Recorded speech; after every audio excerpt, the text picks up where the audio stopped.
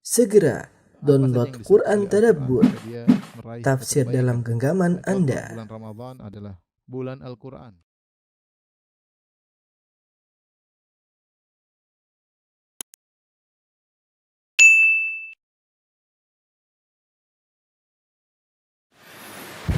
Bismillahirrahmanirrahim. Assalamualaikum warahmatullahi wabarakatuh.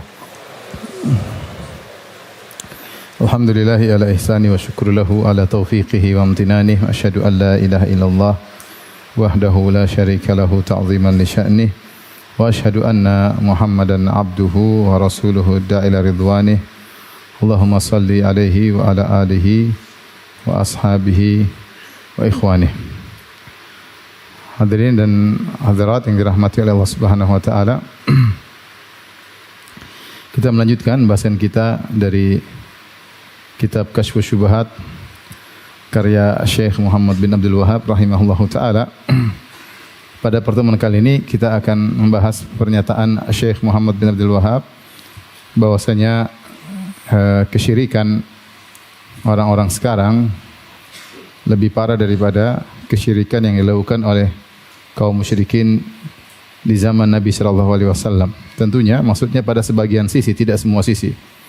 Beliau berkata, "Fa idza arafta anna hadha alladhi yusammihi al-musyrikuna fi waqtina al-i'tiqad huwa asy-syirku alladhi unzila fihi al-Qur'an wa qatala Rasulullah sallallahu an-nasa alayhi fa'lam anna syirkal awwalin akhaffu min syirki ahli zamanina bi amrain."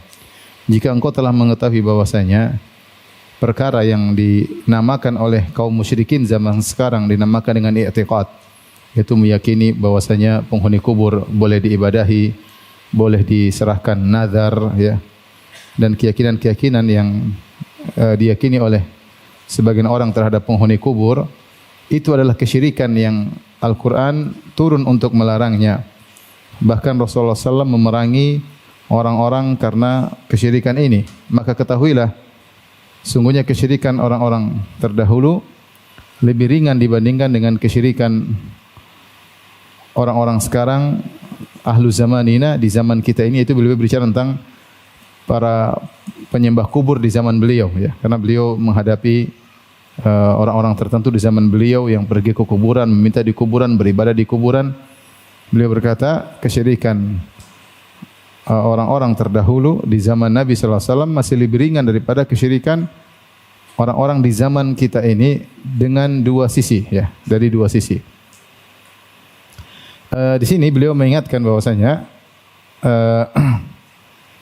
orang-orang musyrikin di zaman beliau menamakan peribadatan kepada penghuni kubur atau keyakinan terhadap penghuni kubur bahwasanya mereka adalah wali-wali Allah yang memberi syafaat, maka hendaknya kita meminta kepada mereka, berdoa kepada mereka. Mereka namakan dengan i'tiqad. Mereka namakan dengan i'tiqad.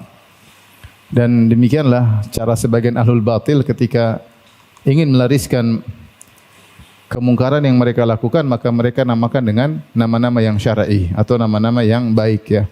Seperti mereka menamakan meminta kepada mayat, istighosah kepada mayat, mereka namakan dengan tawassul misalnya. Padahal syirik meminta kepada mayat, ya. Mereka namakan dengan tawassul. Mereka menyamakan di sebagian tempat menyerahkan nazar-nazar kepada penghuni kubur, yang itu hukumnya adalah syirik, sebagaimana pernah kita jelaskan dalam kitab Tauhid. Mereka namakan dengan ini adalah hak para wali atau penghormatan kepada para wali, ya.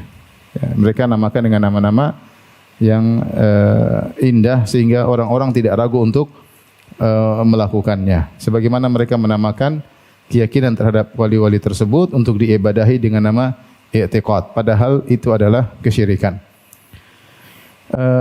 Kemudian beliau menjelaskan bahwasanya syirik orang-orang terdahulu masih lebih ringan dari dua sisi, ya. Dua sisi, ya. Yang pertama, kata beliau, annal awwalin la yusyrikuna wa la yad'una annal awwalin la yusyrikuna wa la yad'una al malaikata awil awliya awil awsana ma Allah illa fir raha. Orang-orang musyrikin zaman dahulu di zaman Nabi, mereka tidaklah berbuat syirik, tidak beribadah kepada malaikat, tidak berdoa kepada malaikat, tidak berdoa kepada para wali, tidak berdoa kepada berhala-berhala bersama Allah, itu tidak melakukan kesyirikan kecuali dalam kondisi lapang, dalam kondisi raha. Wa amma fid dhurr wa syiddah fayukhlisuna ad-dina lillah. Adapun dalam kondisi genting, dalam kondisi darurat, maka mereka hanya berdoa kepada Allah. Mereka memurnikan ibadah hanya kepada Allah. Kama qala ta'ala, sebagaimana hal ini telah dihikayatkan oleh Allah dalam banyak ayat. Di antaranya firman Allah dalam surat Al-Isra ayat 67. Wa idza massakumud dhurru fil bahri dhalla man tad'una illa iyyah.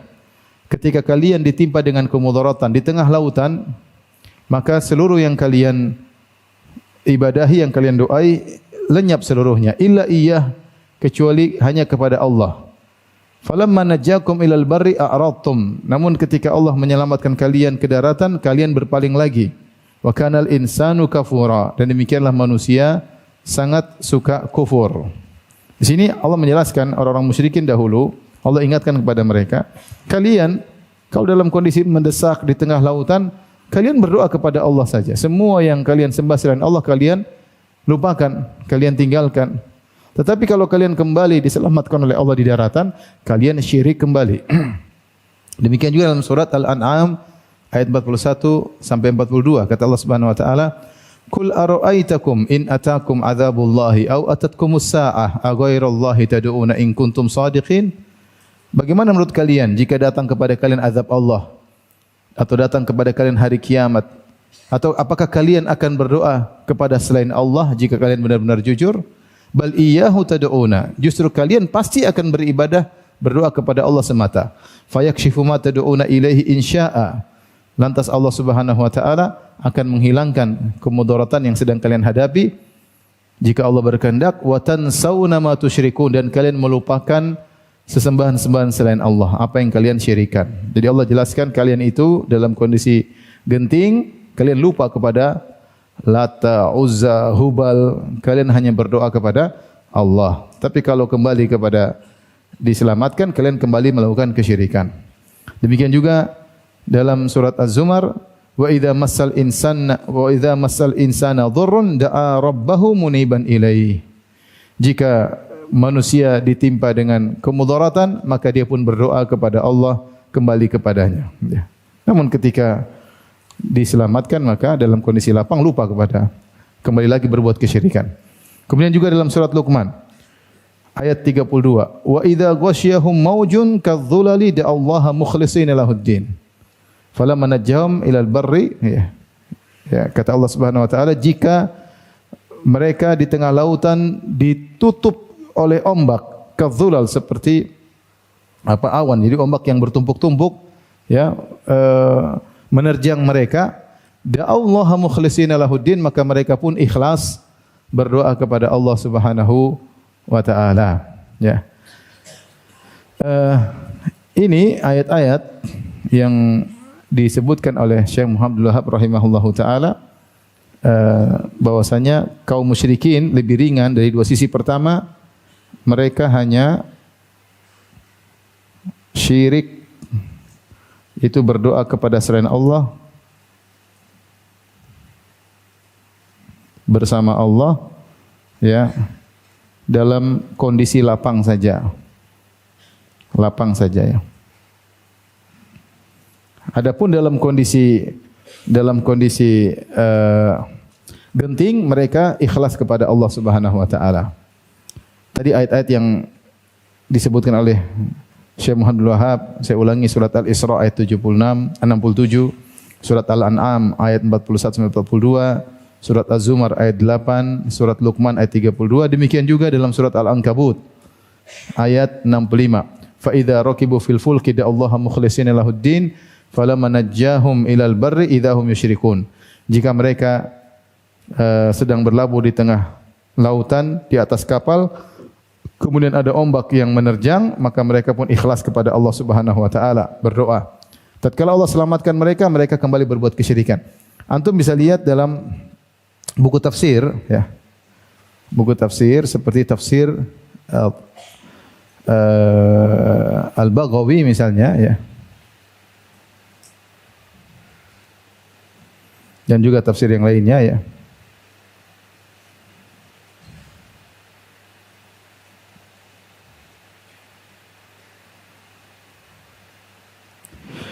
Di mana para ulama membawakan riwayat dari Ikrimah ya, Maula Ibnu Abbas radhiyallahu ta'ala anhuma ya. Sebentar saya carikan.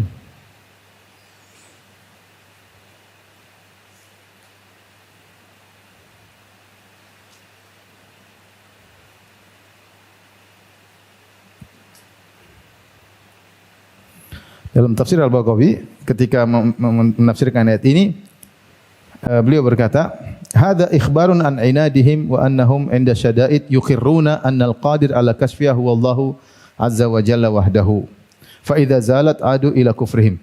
Ini Allah menggambarkan tentang ngeyelnya mereka orang-orang musyrikin. Padahal mereka itu dalam kondisi syada'id, dalam kondisi genting. Mereka mengakui tidak ada yang bisa menghilangkan kemudaratan mereka kecuali Allah semata.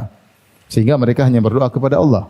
Fa idza zalat adu ila kufrihim. Tapi jika kemudaratan tersebut sudah Allah hilangkan, mereka kufur kembali, syirik kembali.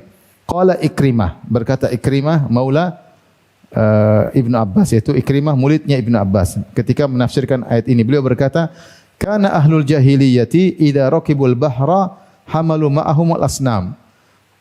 Orang-orang jahiliyah dahulu, kalau mereka sedang berlabuh di lautan, mereka patung-patung mereka bawa juga, karena mereka nanti mungkin perlu untuk sembah di sana.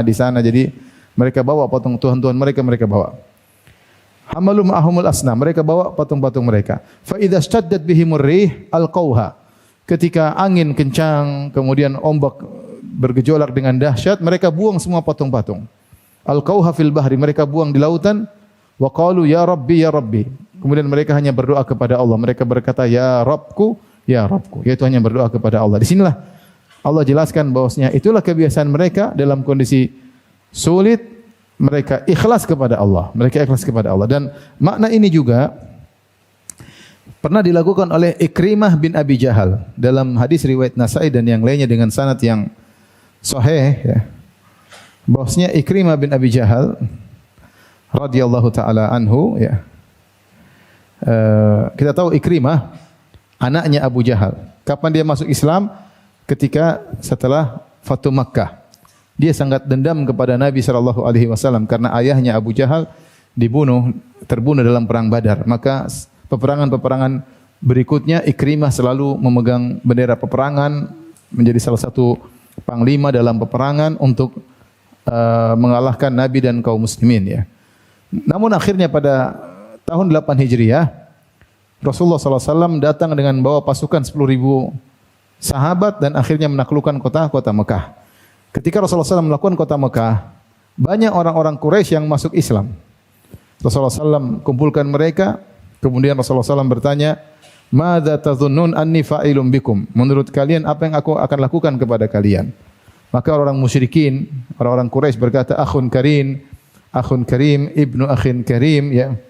Khairan ya, engkau akan melakukan kebaikan kepada kami. Engkau adalah seorang anak yang mulia, bapakmu juga dulu mulia, pasti kau melakukan kebaikan kepada kami." Akhirnya Nabi berkata, "Idhabu fa antumut thulaqa." Pergilah kalian akan bebas. Akhirnya mereka dibebaskan tanpa syarat apapun oleh Nabi sallallahu alaihi wasallam. Nabi maafkan mereka dan akhirnya mereka banyak masuk Islam. Di antara yang tidak mau masuk Islam adalah yang dendamnya dalam. Di antaranya Sofwan bin Umayyah bin Khalaf. Sofwan bin Umayyah bin Khalaf anaknya Umayyah bin Khalaf. Umayyah bin Khalaf majikannya Bilal yang menyiksa Bilal radhiyallahu taala anhu dan akhirnya Umayyah terbunuh di perang Badar. Setelah perang Badar dia dibunuh bersama kakaknya ya atau kakaknya Sofwan. Ketika tahun 8 Hijriah Fatu Makkah, Sofwan kabur, dia tidak mau masuk Islam, dia kabur.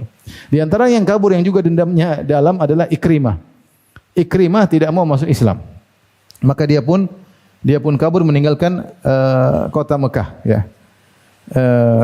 Dia pun segera naik kapal, disebutkan dalam sebagian riwayat dia kabur ke Habasyah. Dia tidak mau menetap di kota Mekah, tidak mau masuk Islam. Bahkan disebutkan dia mengatakan kalau seluruh manusia masuk Islam, saya sendiri tidak mau. Artinya dia ngeyel, tidak mau masuk Islam. Akhirnya ketika dia naik kapal bersama sebagian orang ya, Tiba-tiba ketika itu ombak begitu besar. Maka akhirnya sebagian mereka berkata di antara sebagian yang lain. Kebiasaan yang Allah sebutkan dalam Al-Quran. Fa idza raqibu fil fulki da'allahu mukhlishina lahuddin. Kalau mereka sedang berlabuh ditimpa dengan ombak yang besar, mereka ikhlas. Maka ketika ditimpa dengan ombak yang besar, maka sebagian mereka berkata, akhlisu fid du'a ila rabbikum. Ikhlaskanlah doa kalian hanya kepada Allah. Fa innahu la yunajjikum illa huwa. Tidak ada yang bisa menyelamatkan kalian pada hari ini kecuali Allah Subhanahu wa taala. Tidak ada Lata, tidak ada Al-Uzza, tidak ada Al-Manat, tidak ada Hubal, tidak ada Isaf dan Nailah, semua Tuhan-Tuhan mereka lupakan. Mendengar itu Ikrimah berkata, jadi mereka ngomong sendiri, harus ikhlas doa kepada Allah saja baru kita bisa selamat. Ikrimah berkata, "Idza kana la yunajjini fil bahri illa huwa, fala yunajjini fil barri illa huwa." Kalau tidak ada yang bisa menyelamatkan aku di darat, di lautan kecuali Allah, maka tidak ada yang bisa menyelamatkan aku juga di daratan kecuali Allah. Maka akhirnya dia pun sadar ketika itu tentang pentingnya ikhlas, maka akhirnya dia pun balik kepada Rasulullah SAW dan akhirnya dia pun masuk Islam. Tetapi Ikrimah sendiri mempraktikkan ayat ini yang Allah sebutkan, itu kebiasaan orang-orang Arab dahulu. Ini semua menunjukkan bahwasanya orang-orang Arab dahulu mereka hanya syirik dalam kondisi lapang saja. Dalam kondisi mendesak mereka ikhlas.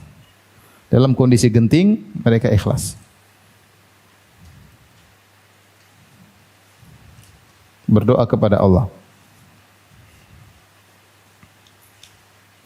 Dan ada riwayat-riwayat yang lain yang menunjukkan akan hal ini, seperti Abdul Muttalib. Abdul Muttalib kakek Nabi sallallahu alaihi wasallam musyrik, ya. Musyrik, makanya ketika dalam Sahih Bukhari ketika Abu Talib akan meninggal dunia, Rasulullah SAW pun datang kepada Abu Talib dan berkata, "Qul ya ammi la ilaha illallah kalimatan uhaju laka biha indallah." Wahai pamanku, ucapkanlah la ilaha illallah. Dengan kau ucapkan la ilaha illallah, aku akan membelamu di hadapan Allah. Ketika Rasulullah masih di Mekah. Ternyata di samping Abu Talib, paman Nabi tersebut, ada Abu Jahal. Abu Jahal kemudian memprovokasi Abu Talib agar tetap di atas kesyirikan. Abu Jahal berkata, "Atarghabu an millati Abdul Muttalib?" Wahai Abu Talib, apakah kau benci dengan agama bapakmu? Apakah kau benci dengan agama apa? Bapakmu? Berarti bapaknya musyrik atau bukan? Musyrik kan? Saya ulangi, karena sebagian orang berusaha menyatakan Abdul Muttalib juga muslim, ya. Sampai mereka tulisnya itu tidak benar. Abdul Muttalib musyrik. Kakeknya Nabi musyrik, makanya ketika Abu Talib didakwahi oleh Nabi untuk masuk Islam, mengucapkan la ilaha illallah di akhir hayatnya, Abu Jahal juga hadir lagi menyenguh Abu Talib. Kemudian dia memprovokasi Abu Talib dengan berkata, "Atarghabu," dia ingatkan tentang fanatik keagamaan. "Atarghabu an millati Abdul Muttalib?" Apakah kau benci dengan agama bapakmu Abdul Muttalib? Akhirnya fa'aba an yaqula la ilaha illallah. Akhirnya Abu Talib enggan mengucapkan apa? La ilaha illallah. Dia takut dicela dengan perkataan yang masyhur, ya. Wa laqad alimtu bi anna khairu adyanil bi anna dina Muhammadin min khairi adyanil bariyati dina walaula al malamah wa hidharu masabbatin lawajadtani samhan bidzaka mubina. Kata Abu Talib, sungguh aku telah tahu agama yang terbaik dari seluruh agama-agama yang ada adalah agama ponakanku Muhammad. Tapi kalau bukan karena aku takut dicela dan dicerca, tentu kau akan dapati aku sudah terang-terangan masuk Islam. Tapi dia takut dicela, takut dituduh meninggalkan agama nenek moyangnya. Ya. Apalagi Nabi sudah dicap sebagai sobi. Sobi itu orang yang keluar dari tradisi nenek moyangnya. Akhirnya Abu Jahal ngerti di antara cara yang membuat Abu Talib tidak masuk Islam, diprovokasi. Ayo, kalau kau masuk Islam berarti kau tinggalkan agama bapakmu. Yang ini saya sampaikan bahwasanya Abdul Muttalib musyrik. Ketika Abraha datang membawa 8 atau 12 ekor gajah untuk mencongkel Ka'bah, maka di tengah perjalanan dia merampas 200 ontanya Abdul Muttalib. Dia merampas 200 ontanya Abdul Muttalib. Akhirnya Abdul Muttalib datang dan dia adalah pemimpin Quraisy ketika itu. Pemimpin Quraisy adalah Abdul Muttalib. Artinya penguasa kota Mekah Abdul Muttalib. Maka dia mendengar ontanya 200 diambil oleh Abraha, maka dia datang menemui Abraha. Abraha segan sama Abdul Muttalib, penampilannya hebat. Akhirnya ketika ngobrol sama Abdul Muttalib mengatakan, kembalikan onta-ontaku. Subhanallah, ya. Maka Abraha heran, saya kira kau ke sini datang untuk membela Ka'bahmu. Artinya warisan nenek moyangmu yang dibanggakan oleh leluhurmu, Ka'bahmu. Ternyata kau di sini hanya minta apa? Onta. Maka Abdul Muttalib mengucapkan perkataan yang terkenal, dia mengatakan, ana rabbul ibil walil Ka'bah rabbun yahmiha. Saya pemilik onta, kembalikan ontaku. Ka'bah ada pemiliknya. Biar dia yang pemiliknya yang akan menjaganya. Maka Abraha dengan sombongnya berkata, "Makana liyamtani minni." Dia tidak bisa mencegahku. Dia tidak bisa mencegahku. Akhirnya Abdul Muttalib mengambil onta-ontanya, kemudian dia pulang. Ketika dia pulang, dia segera sampai ke Mekah. Dia suruh seluruh penghuni kota Mekah keluar, pergi ke gunung-gunung. Khawatir ada musibah yang menimpa. Kemudian dia berpegang dengan kain Ka'bah. Kemudian dia berdoa. Doanya dengan yang masyhur, dia mengatakan, "Lahumma innal abda yamna' rahlahu famna' rihalak." Dia berkata, ya Allah. Ya Allah. Dia bilang doanya kepada siapa? Allah. Dia tidak mengatakan ya Hubal, ya Manat, ya Lata, ya. Dia bilang, Allahumma, ya Allah, sungguhnya hamba-Mu telah menyelamatkan onta-ontanya, atau maka selamatkanlah Ka'bahmu. Maka cegahlah apa? Ka'bahmu. Dia berdoa kepada siapa? Kepada Allah Subhanahu wa taala. Tidak berdoa kepada yang lainnya. Jadi ini semua menunjukkan bahwasanya orang musyrikin dahulu dalam kondisi genting, mereka hanya berdoa kepada Allah Subhanahu wa taala. Bahkan dalam riwayat, kalau antum kembali kepada tafsir dalam surat Al-Anfal, Allah berfirman, in tastaftihu faqad ja'akumul fath. Allah berkata, kalau kalian meminta keputusan kepada Allah, wahai orang-orang musyrikin, maka Allah telah mendatangkan keputusan. Antum baca tafsir ayat ini. Pada tafsir ayat ini, para ulama membawakan riwayat dari Abu Jahal. Abu Jahal, dia yang minta keputusan kepada Allah. Dia berdoa ketika perang Badar. Mau perang besoknya dia berdoa. Dia berdoa kepada siapa? Dia berdoa kepada Allah. Dia berdoa, dalam doanya dia mengatakan, Allahumma ayyuna aqta'lir rahim wa ja'ana bima lam na'rif fa'inhinhul ghadata. Dia berdoa, ya Allah, siapa antara aku dan Muhammad yang lebih memutuskan silaturahmi? Karena dia menuduh Muhammad memutuskan apa? Silaturahmi. Gara-gara Rasulullah SAW dakwah, akhirnya suami istri ribut, anak sama bapak ribut, kakak sama adik berpisah. Maka dia menuduh Muhammad memutuskan silaturahmi. Maka dia berdoa, Allahumma ayyuna aqta'lir rahim wa ja'ana bima lam na'rif fa'ahnihul qadata. Ya Allah, siapa di antara aku dan Muhammad yang lebih memutuskan silaturahmi dan datang membawa ajaran yang tidak kami kenal, maka binasakan dia.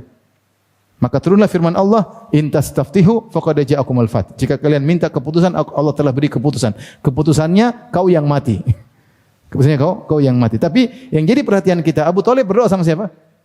Allah. Dia tidak berdoa ya Lata, ya Uzza, ya Hubal, enggak. Dia berdoa kepada Allah Subhanahu wa taala dalam kondisi genting. Ini perang Badar, dalam kondisi genting. Ini semua yang saya sampaikan bahwasanya orang musyrikin dalam kondisi genting mereka berdoa kepada Allah. Nah, dari sisi ini Syekh Muhammad Abdul Wahab ingin menyampaikan bahwasanya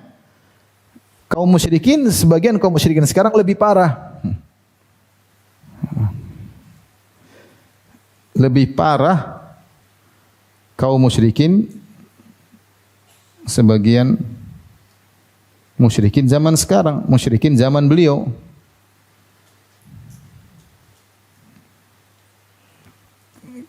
Karena justru dalam kondisi genting,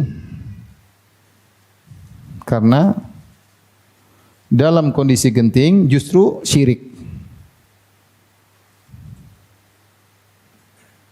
Justru syirik. Kalau kaum musyrikin dalam kondisi genting bertauhid. Ini itu yang perlu, dalam kondisi genting justru mereka bertauhid. Jadi orang-orang sebagian musyrikin sekarang atau zamannya Syekh Muhammad Abdul Wahab rahimahullah taala dalam kondisi genting malah melupakan Allah. Perhatikan. Dalam kondisi genting perhatikan, kaum musyrikin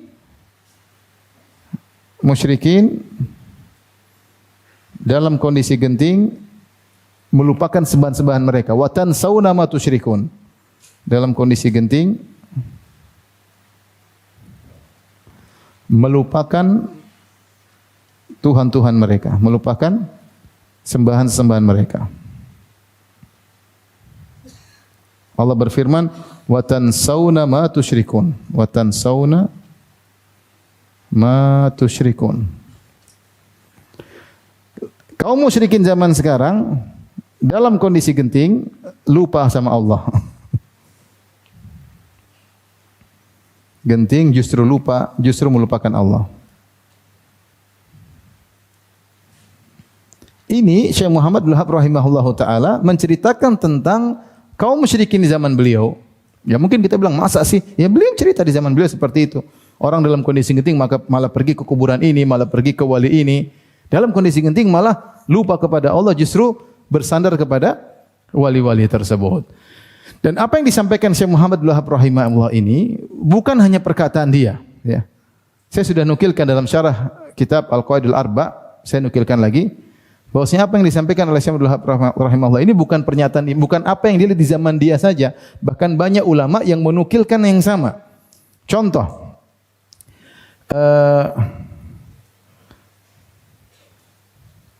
pernyataan Asy-Syaukani dalam Fathul Qadir, ya. Dalam Fathul Qadir tafsirnya ketika menafsirkan Quran surat Yunus ayat 22. Ya. Beliau menyampaikan yang sama, kata beliau, ya. Wa fi hadhil ayah bayanun anna haula'il musyrikin kanu la yaltafituna ila asnami fi hadhil halah. Ayat ini menjelaskan bahwasanya orang musyrikin dahulu kalau dalam kondisi genting mereka tidak nengok kepada berhala-berhala mereka. Wa ma yushabihuha faya ajaban. Maka sungguh menakjubkan lima hadatsa fil Islam min tawaifa ya'taqiduna fil amwat. Ini perkataan Syaukani. Yang Syaukani tidak ketemu dengan Muhammad bin Abdul Wahab. Muhammad bin Wahab di Najd, Syaukani di Yaman, paham? Ini lain negara, bukan lain kota lagi, lain apa? Negara. Maka dia bilang sungguh menakjubkan apa yang terjadi di dunia Islam, munculnya kelompok-kelompok yang punya keyakinan terhadap mayat-mayat. Fa idza aradat lahum fil bahri mithlu hadhil halah da'ul amwat. Kalau mereka mengalami kondisi yang dialami oleh kaum musyrikin zaman Nabi sallallahu alaihi wasallam di lautan penuh ombak, justru mereka berdoa kepada mayat-mayat. Walam yukhlisud du'a lillah kama fa'alahul musyrikun. Justru mereka tidak berbuat ikhlas untuk berdoa kepada Allah sebagaimana ikhlas yang dilakukan oleh kaum musyrikin di zaman Nabi sallallahu alaihi wasallam. Paham? Ini bukan Muhammad bin Wahab yang ngomong, ya. Ini siapa? Asy-Syaukani. Kama tawatara dzalika ilaina tawaturan yahsulu bil qat'u. Sebagaimana berita tentang hal ini telah sampai kepada kami secara mutawatir yang pasti perbuatan mereka tersebut. Kalau dalam kondisi genting mereka berdoa kepada mayat, ya fulan, ya wali fulan, ya sayyid fulan, justru lupa kepada Allah Subhanahu wa taala. Fanzur hadakallah ma fa'alat hadhil i'tiqadatu syaitaniyah. Lihatlah wahai pembaca, semoga Allah beri petunjuk kepadamu. Lihatlah akidah syaitan ini telah menyesatkan mereka seperti ini. Wa aina wasala biha ila ahluha. Lihatlah akidah rusak ini, ya, telah membawa penganutnya sampai seperti ini. Wa ila aina rama bihimu syaitan. Lihatlah bagaimana syaitan telah menjauhkan mereka, melemparkan mereka jauh dari kebenaran. Wa kaifaktadahum wa tasallata alaihim. Bagaimana syaitan menggiring mereka dan menguasai mereka.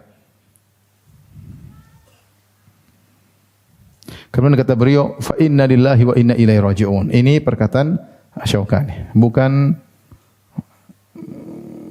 Wahabi, ya. Baik. Demikian juga katakan oleh Muhammad Al-Shinqiti. Muhammad Al-Shinqiti dari Mauritania, negara lain lagi. Beliau berkata, wa yu'lamu min dzalika anna ba'dha jahalatil mutasammin bi ismil Islam aswa'u halan min abadatil awthan. Dengan demikian diketahui bahwanya sebagian, ini juga dalam buku tafsirnya Adwaul Bayan. Beliau berkata dari sini diketahui bahwasanya sebagian orang-orang bodoh yang bernamakan Islam lebih buruk kondisinya daripada para penyembah berhala. Fa innahum idza da'atuhumus syada'id wa ghasyiyatuhumul ahwal wal kurub iltajau ila ghairillah. Kenapa? Karena mereka ini kalau dalam kondisi genting justru mereka bersandar kepada selain Allah Subhanahu wa taala. Mimman ya'taqiduna fihi shalah, yaitu kepada orang-orang mayat-mayat yang mereka yakini orang-orang saleh. Fil waqtil ladzi yukhlisu fihi al-kuffaru al-ibadata lillah. Padahal di dalam kondisi ginting tersebut orang-orang kafir dahulu di zaman Nabi justru ikhlas kepada Allah Subhanahu wa taala. Demikian juga sudah kita nukilkan sebelumnya ya. Perkataan Al-Alusi yang sama seperti ini ya. Dalam kitabnya Ruhul Ma'ani ya, bagaimana saya sudah pernah nukil sebelumnya, bagaimana syekh-syekh di zaman dia mengajarkan kalau kamu dalam kondisi terdesak jangan minta kepada Allah. Kalau minta kepada Allah nanti lambat, harus lewat siapa? Wali-wali. Demikian juga dia di Irak. Kemudian juga saya juga nukilkan pada pertemuan sebelumnya perkataan Muhammad Rashid Ridha dalam kitabnya Al-Manar, tafsirnya Al-Manar. Ini semua dalam buku tafsir yang menukil kondisi yang sama. Artinya ini bukan hal yang cuma didakwahkan dinyatakan oleh Syekh Muhammad Abdul Wahab rahimahullah. Syekh Muhammad Abdul Wahab menceritakan tentang sebagian penyembah kubur di zaman beliau. Ternyata ulama-ulama yang lain juga bersuara yang sama. Tadi Syaukani di Yaman, Imam Shinqiti di Mauritania, kemudian Al-Alusi di Irak, kemudian Rashid Ridha, Muhammad Rashid di Mesir. Di Mesir ya. Dan antum bisa lihat di YouTube bagaimana video orang-orang datang ke kuburannya Sayyidil Badawi, kemudian ya Sayyidil Badawi ya Syekhul Arab, sembuhkan anakku, sampai nangis-nangis yang tidak dilakukan ketika di masjid. Ya, yang mungkin tidak dilakukan ketika sedang tawaf di Ka'bah. Ketika di depan kuburan benar-benar melepaskan segala hajatnya kepada penghuni kubur tersebut. Ishfili waladi wahai Sayyidil Badawi, sembuhkanlah putraku ya. Apalagi cerita tentang Sayyidil Badawi, santer tentang karomat-karomatnya, tentang kelebihan-kelebihannya, membuat orang semakin yakin bahwasanya dia memang mampu untuk melakukan hal tersebut. Paham? Ini sisi pertama yang disebutkan oleh Syekh Muhammad Abdul Wahab rahimahullahu taala, bahwasanya kesyirikan zaman dahulu masih lebih ringan daripada kesyirikan sebagian orang-orang zaman sekarang. Dan dari ayat-ayat yang tadi kita bacakan, kita tahu bahwasanya ternyata orang-orang musyrikin Arab dahulu mengakui Allah sebagai apa? Sebagai pencipta. Kemudian mereka juga berdoa kepada Allah. Mereka juga tahu Allah adalah Tuhan mereka, dan mereka dalam kondisi terdesak ikhlas kepada Allah Subhanahu wa taala ya, dan seterusnya. Sisi kedua,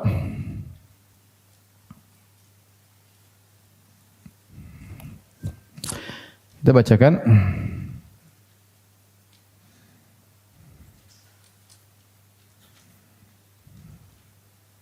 Sebelumnya beliau berkata, "Faman fahima hadhil mas'alah allati waddahaha Allah fi kitabih, wa hiya anal musyrikin alladziina qatalahum Rasulullah sallam yad'una Allah wa yad'una ghairahu fi ar-rakha wa amma fi ad-dharra wa shiddah fala yad'una illa Allah wahdahu la syarika lah wa yansawna sadatihim tabayyana lahul farqu baina syirki ahli zamanina wa syirkil awwalin." Siapa yang paham permasalahan ini sebagaimana yang telah dijelaskan oleh Allah dalam Al-Qur'an, yaitu bahwasanya kaum musyrikin yang diperangi oleh nabi dahulu, mereka ternyata hanya berbuat syirik dalam kondisi lapang.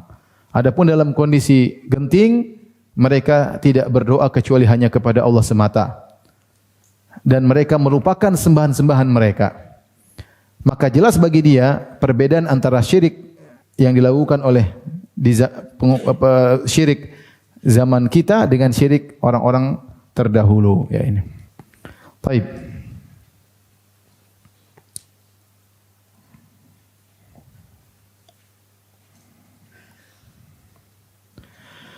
Walakin aina man yafhamu qalbuhu hadhil mas'alah fahman rasikhan. Akan tetapi siapakah orang yang hatinya memahami permasalahan ini atau hal ini dengan pemahaman yang kuat? Wallahul musta'anu wa bihi at-taufiq. Hanya kepada Allah tempat memohon, dan taufik hanyalah di tangan Allah Subhanahu wa taala. Kemudian beliau menyebutkan sisi kedua. Kenapa syirik orang-orang dahulu masih lebih ringan daripada syirik orang-orang sekarang? Wal amru tsani, ada pun perkara yang kedua. Annal awwalin yad'una ma'allahi unasan muqarrabina indallah. Orang-orang dahulu, kaum musyrikin di zaman Nabi sallallahu alaihi wasallam, yang mereka sembah selain Allah adalah orang-orang yang saleh, yang dekat dengan Allah Subhanahu wa taala. Imma anbiya'a, di antara yang mereka ibadahi adalah para nabi seperti Yahudi, Nasara, Wa imma auliya'a atau wali-wali Allah yang mereka sembah seperti Lata, orang soleh ya. Wa imma malaikatan atau malaikat yang mereka sembah, mereka anggap sebagai putri-putri Allah. Kalau enggak, au yad'una ahjaran wa asjaran atau mereka menyembah batu, menyembah pohon. Muti'atan lillah, yang pohon batu adalah makhluk-makhluk Allah yang taat kepada Allah. Laisat bi'asiyatin, dan pohon-pohon batu-batu tidak bermaksiat kepada Allah Subhanahu wa taala.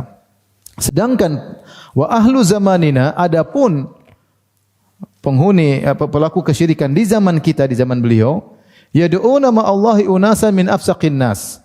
Mereka ternyata selain berdoa kepada Allah, mereka berdoa kepada orang-orang yang paling fasik. Bukan menyembah wali-wali saja, ternyata mereka juga menyembah orang-orang fasik yang mereka ibadahi. Walladzina yad'unahum humul ladzina yahkuna anhumul fujur. Ya, dan orang-orang yang mereka ibadahi justru itulah yang mereka hikayatkan, orang ini dulu wali, ini dulu gini. Maksudnya begini, Syekh Muhammad mengatakan, ini yang mereka sembah wali fulan yang mereka namakan wali. Mereka sendiri cerita dalam buku-buku mereka, wali ini dulu ketika khutbah habis khutbah sebelum salat Jumat, dia pun buka auratnya, kemudian dia kencing. Kemudian dia tidak salat Jumat. Ini wali ini yang kemudian jalan telanjang. Ini wali ini yang kemudian, jadi mereka sebutkan sifat-sifat wali-wali yang mereka ibadahi tersebut dengan sifat-sifat yang aneh-aneh. Dan mereka yakini hal tersebut. Wali ini masuk goa enggak pernah keluar sekian tahun. Wali ini enggak pernah mandi selama sekian tahun. Nah, ini kan wali kacau seperti ini. Menyelisih syariat Islam seluruhnya. Wali ini yang menampakkan auratnya, wali ini, lihat aja baca buku-buku tentang wali-wali yang mereka tulis seperti buku yang ditulis oleh Sya'rani. Kita baca ngeri. Ini wali kayak gini. Ya, enggak punya malu, kadang-kadang sampai ke hewan segala, aneh-aneh ya. Walladzina yad'unahum humul ladzina yahkuna anhumul fujur minaz zina was sariqah wa tarkis salat wa ghairi dzalik. Mereka yang menyembah wali-wali tersebut bisa jadi wali ini orang baik. Paham? Jadi ini mereka berdoa kepada Allah dalam kondisi terdesak, mereka berdoa kepada wali-wali. Paham? Wali-wali yang mereka ibadah ini bisa jadi orang-orang baik, tapi mereka sendiri cerita dalam buku mereka, ini wali-wali ini ada di antara mereka yang berzina, wali yang mereka sembah ini ada yang mencuri, ada yang ninggalin salat dan macam-macam. Walladzi ya'taqidu fis salih walladzi la ya'si mithl khasyab wal hajar ahwanu mimman ya'taqidu fi man yushahid fisqahu wa fasadahu wa yushhadu bihi. Dan orang-orang kaum musyrikin di zaman Nabi yang menyembah batu dan pohon, yang mereka tahu batu dan pohon tidak bermaksiat kepada Allah, masih lebih ringan daripada orang-orang yang menyembah wali-wali yang mereka yakini wali-wali tersebut dulu semasa hidupnya telanjanglah, buka auratnya lah, berzinalah, mencurilah. Lah ini parah. Paham? Dari kedua sisi ini Syekh memandang bahwasanya sebagian kaum musyrikin di zaman beliau lebih parah daripada kaum musyrikin di zaman Nabi Muhammad sallallahu alaihi wasallam. Dari siapa? Kaum musyrikin dahulu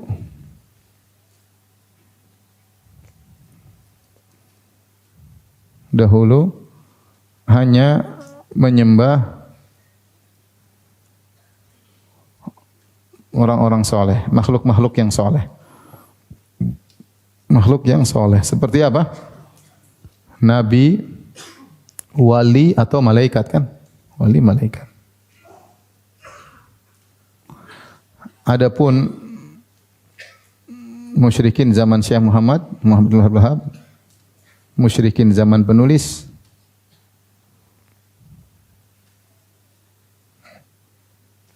berdoa kepada wali-wali yang mereka yakini melakukan kefajiran, melakukan maksiat-maksiat seperti zina, buka aurat, ya, tidak mandi sekian lama dan macam-macam ya. Ya. Buang air di depan umum, melihat membuka aurat di depan umum ya.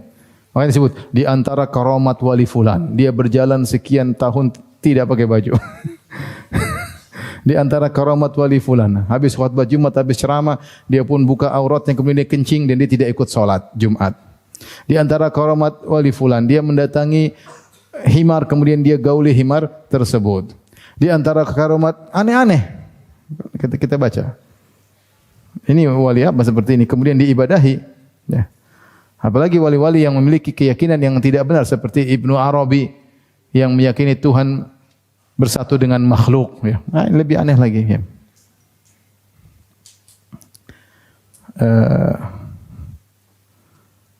Adapun ya.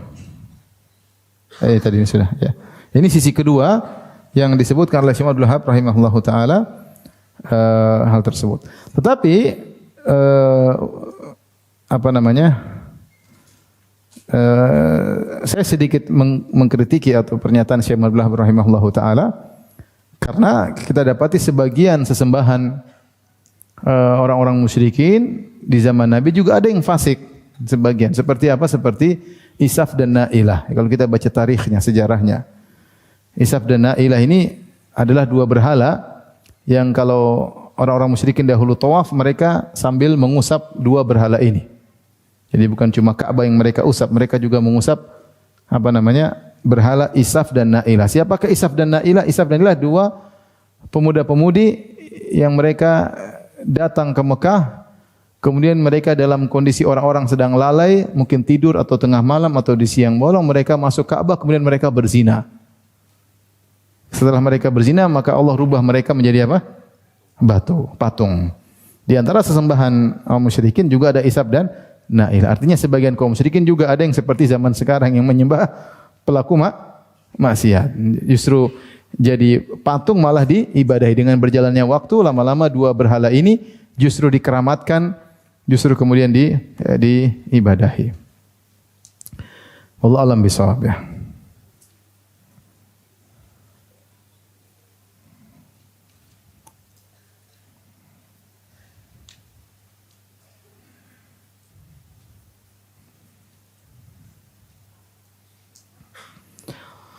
Taib ini di antara dua perkara yang disebut oleh Syekh Muhammad Abdul Wahab rahimahullahu taala bahwasanya sebagian orang-orang musyrikin di zaman sekarang lebih parah daripada musyrikin zaman dahulu. Ada perkara yang lain tambahan, perkara ketiga dan seterusnya, ya.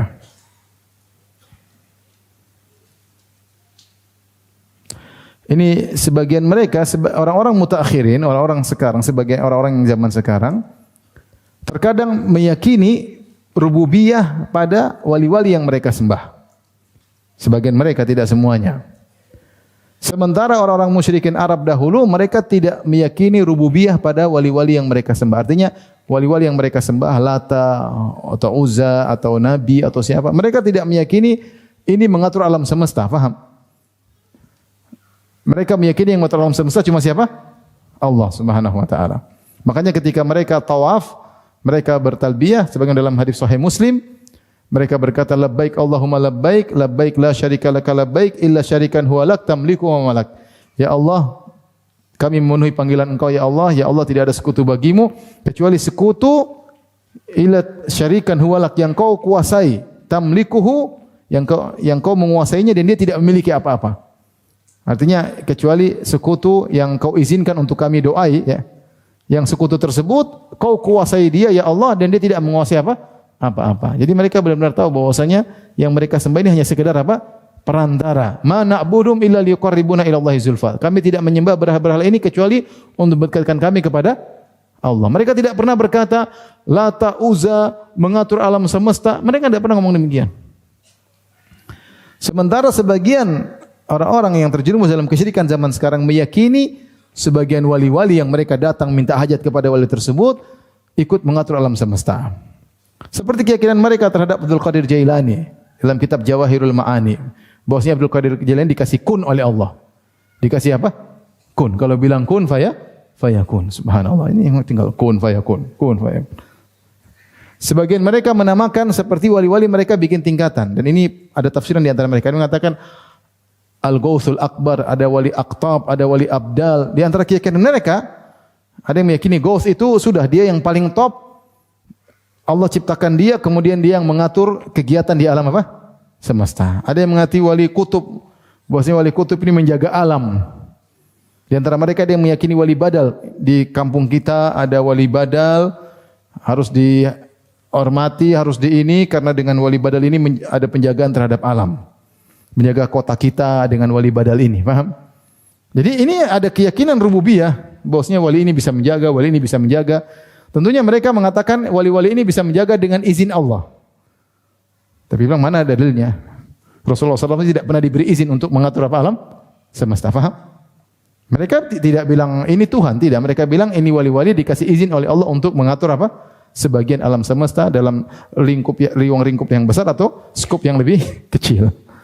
Kita bilang tidak benar, enggak ada dalilnya. Rasulullah SAW tidak bisa mengatur apa-apa. Allah tidak memberi apapun kekuasaan kepada Nabi untuk mengatur alam semesta, enggak ada. Apalagi dikasih kun fayakun, enggak ada. Ini menunjukkan sebagian orang-orang di zaman sekarang lebih parah daripada orang-orang dahulu di zaman Nabi SAW yang tidak meyakini rububiyah, pengaturan alam semesta pada yang mereka sembah.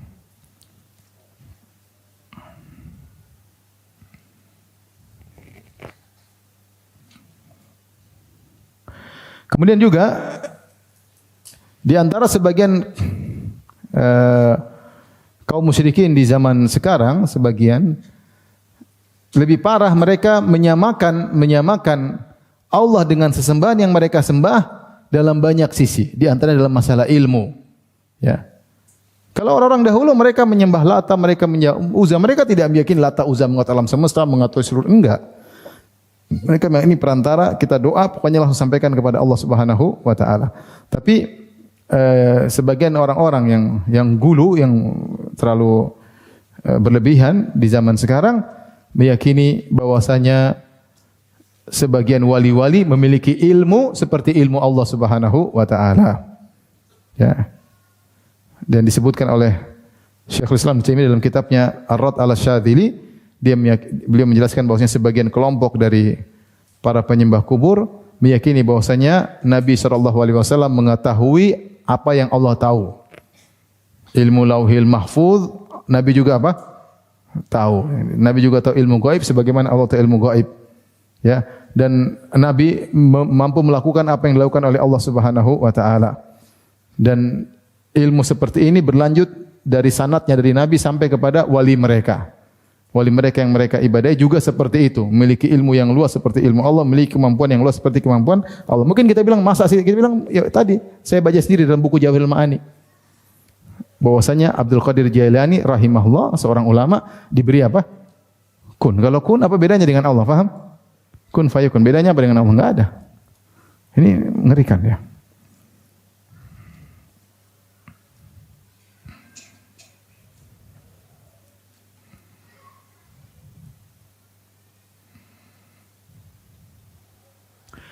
Taib, kemudian Syekh berkata rahimahullah taala, wa idza tahaqqaqta anna alladhina qatalahum Rasulullah sallallahu alaihi wasallam asahhu uqulan wa akhafu syirkan min haula, jika engkau telah tahu bahwasanya orang-orang musyrikin yang diperangi oleh Rasulullah sallallahu masih lebih baik secara akal karena mereka hanya menyembah orang-orang soleh dan mereka justru dalam kondisi genting malah bertauhid, wa akhafu syirkan min haula, dan syiriknya lebih ringan daripada sebagian kaum musyrikin zaman Syekh, zaman penulis yang Abdullah rahimahullah, fa'lam anna li haula'i syubhatan yuridunaha ala ma dzakarna. Ketika kami jelaskan ini, bahwasanya orang musyrikin dahulu masih lebih ringan, ternyata mereka ini punya syubhat dan mereka datangkan syubhat tersebut untuk membantah apa yang telah kami jelaskan.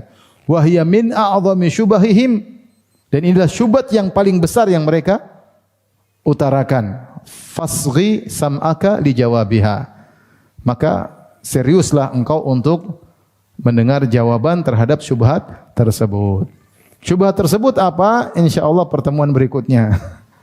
Insyaallah pekan depan ya. Syubhat ini syubhat cukup panjang dan jawabannya sangat panjang. Syekh Abdul Wahab menyebutkan dari banyak sisi, kalau enggak salah 7 sisi atau lebih bantahan terhadap syubhat ini. Insyaallah akan kita sampaikan pada pertemuan berikutnya ya. Demikian wabillahi taufiq wal hidayah. Assalamualaikum warahmatullahi wabarakatuh.